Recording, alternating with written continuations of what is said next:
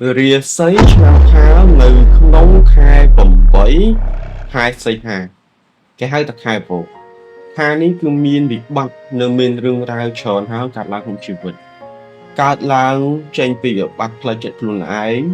រឿងលុយកាក់រឿងការងារនិងការរកស៊ីគិតច្រើនពិបាកចិត្តច្រើនចូលទៅដល់ដើមខែ8ភ្លាមនឹងមានអារម្មណ៍ស្មុគស្មាញមានអារម្មណ៍ពិបាកចិត្តទៅលើរឿងលុយកាក់ជាចម្បងអញ្ចឹងចូលទៅដល់ខែ8នេះខាងគឺទទួលរងគ្រោះទៅលើរឿងលុយកាក់ប្រវត្តិចិត្តច្រើនហត់នឿយផ្លូវចិត្តផ្លូវកាយហើយធ្វើអ្វីមិនសមបំណងទេសំបីតែស្នេហាក៏មិនចូលចិត្តហើយដល់ខែ8អាសាជួបគ្នាជាមួយដៃគូជាមួយប្តីប្រពន្ធជាមួយសង្សារហើយជីវិតយើងហៅថាក្តីសុខខ្លួនឯងរៀងពិបាកដល់ខែ8ពីតានតឹងខ្លាំងបើនិយាយអំពីលក្ខណៈឆុងនៅក្នុងខែ8ខាងអាចកើនឡើងចូលទៅដល់ពី60ទៅដល់80%ឯណោះជុំវាច្រើនកម្រិតមួយឡើងដល់ខ្ពស់អញ្ចឹងបញ្ហានឹងចូលមកហើយបងប្អូនในការឆ្នាំខាបើសិនជាមានទូរិស័យល្អយោងខ្លួនឯងអាចនឹងរួចផុតក្នុងខែ8យោងមិនខាការឧទាហរណ៍ថាគាត់មានឆ្នាំមមីក្នុងទូរិស័យគាត់មានខែ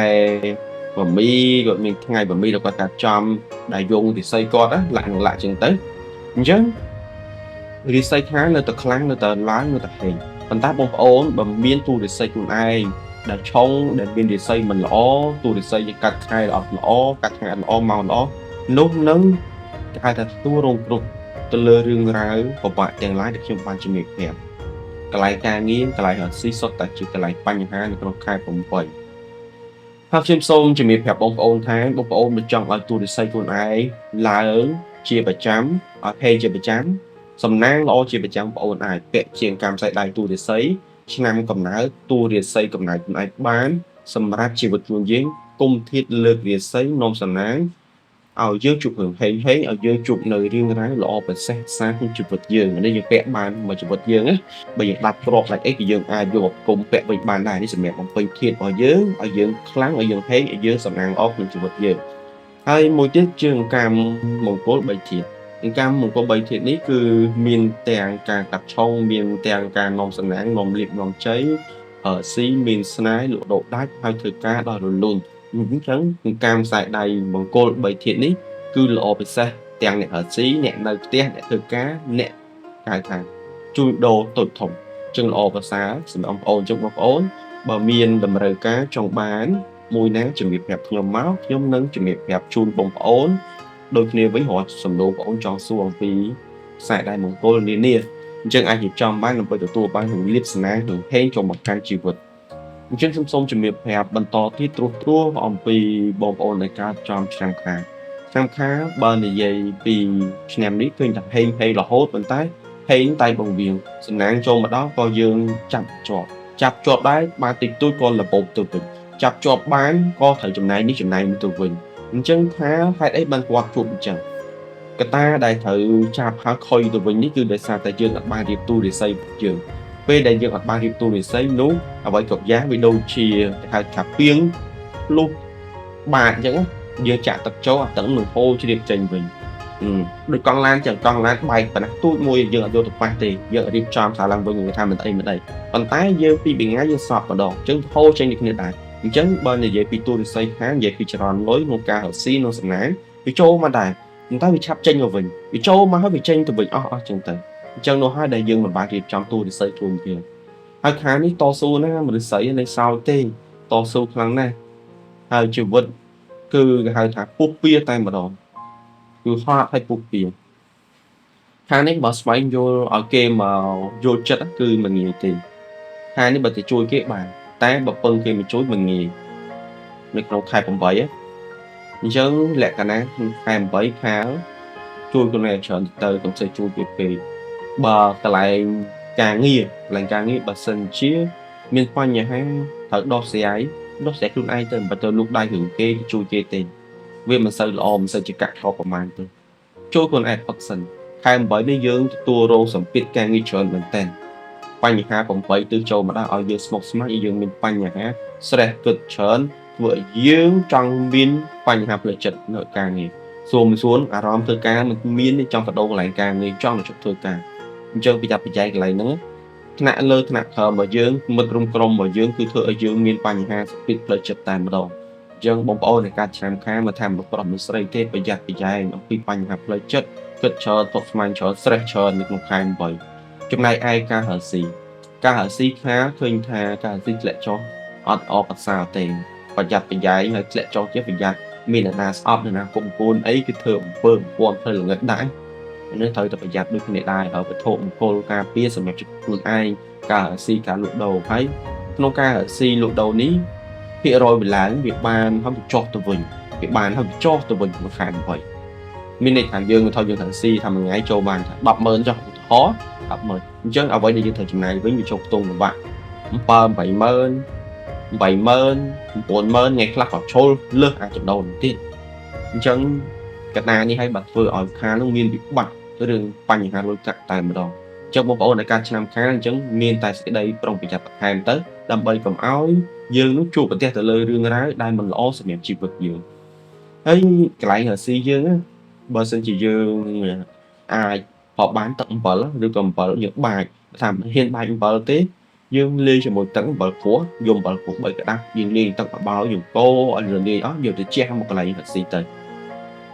ជាគ្រោះបជាពួកអមនុស្សដែលយើងមិនឃើញទោះវាមិនសាប 100% ក៏វាបានខ្ទង់60ទៅ 80% ដែរពុំវាល្អពិសេសសម្រាប់ការរស៊ីយើងការលក់ដូររបស់យើងមិនដាច់ដង្ហើមទេខាងនិយាយចំទៅលំបាកយ៉ាងណាក៏ដោយក៏មិនដាច់ដែរតែតែមានចូលមតិតរហូតចឹងថាស៊ីគឺបែបហ្នឹងហើយសម្រាប់អំពីតំណែងតំណងទូទៅនៅក្នុងខែ8ខ្ញុំឲ្យប្រយ័ត្នទៅតំណងទូទៅអត់ឲ្យរាប់អានមនុស្សប្រទេសប្រាស់ទេបើយល់ល្អកុំតន់អាចស្គាល់មិត្តភ័ក្តិថ្មីកុំតន់ស្គាល់មនុស្សថ្មីកុំតន់ដាក់ចិត្តលើគេទុកចិត្តគេឃើញថាជើងលេខការចែកបោកគេក្នុងខែ8ចែកបោកតំណែងចែកបោកលុយកាក់ខាត់បងពេលវេលាខាត់បងទាំងអារម្មណ៍ផ្លូវចិត្តផ្លូវកាយចឹងខាងនេះត្រូវប្រយ័ត្នណាខែ8អត់លេខសោយទេខ្ញុំជំរាបប្រាប់បែបនេះឲ្យបងប្អូនប្រយ័ត្នគ្មានបានអីពីបងប្អូនទៅវិញទេក្នុងការជំរាបប្រាប់នេះគ្រាន់តែបងប្អូនប្រយ័ត្នហើយប្រកាសអំពីបញ្ហានានាហើយមួយទៀតដំណើរផ្លូវឆ្ងាយត្រូវប្រយ័ត្នដែរមើលកង់ម៉ូតូមើលកង់ឡានវាច្បាស់លាស់មើលប្រព័ន្ធប្រាំងមើលអីច្បាស់លាស់ទៅការពីគ្រោះថ្នាក់នានាខ្ញុំអត់ចង់បកស្រាយរឿងអាក្រក់ពេកទៅបងប្អូនបានស្ដាប់ទេគ្រាន់តែឲ្យបងប្អូនជ្រាបថាខ្ញុំឲ្យបងប្អូនប្រយ័ត្ន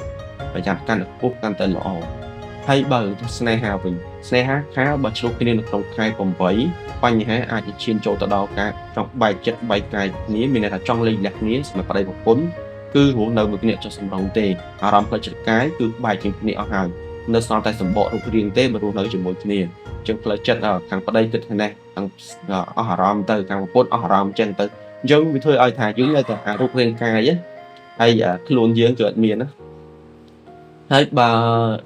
និយាយអំពីរឿងរ៉ាវស្នេហាសម្រាប់អ្នកសង្សារអ្នកមានសង្សារប្រយ័ត្នប្រយែងអីមែនតើរឿងរ៉ាវដែលទៅទទួលរងគ្រោះក្នុងការឆ្លុះគ្នាបែកបាក់គ្នាដូចគ្នាដែរអ្នកនៅ single ពុំទាន់អាចចាប់ដៃគូយកស្នេហាថ្មី single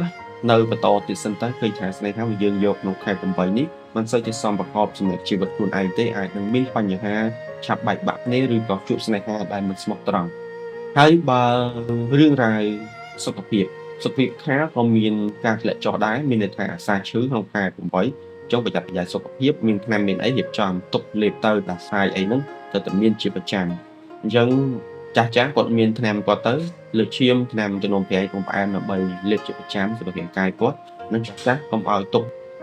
ជាផ្លែផែអញ្ចឹងណាហើយបើនិយាយអំពីលេខសំណាងពណ៌សំណាងទៅសំណាងលេខសំណាងសម្រាប់បងប្អូនដែលកើតចំឆ្នាំខាងនៅក្នុងខែ8គឺជាលេខ912លេខ912គឺជាលេខសំណាងលេខមង្គលលេខសិរីសួស្តីទៅសេលើកណ្ដាស់សភៅ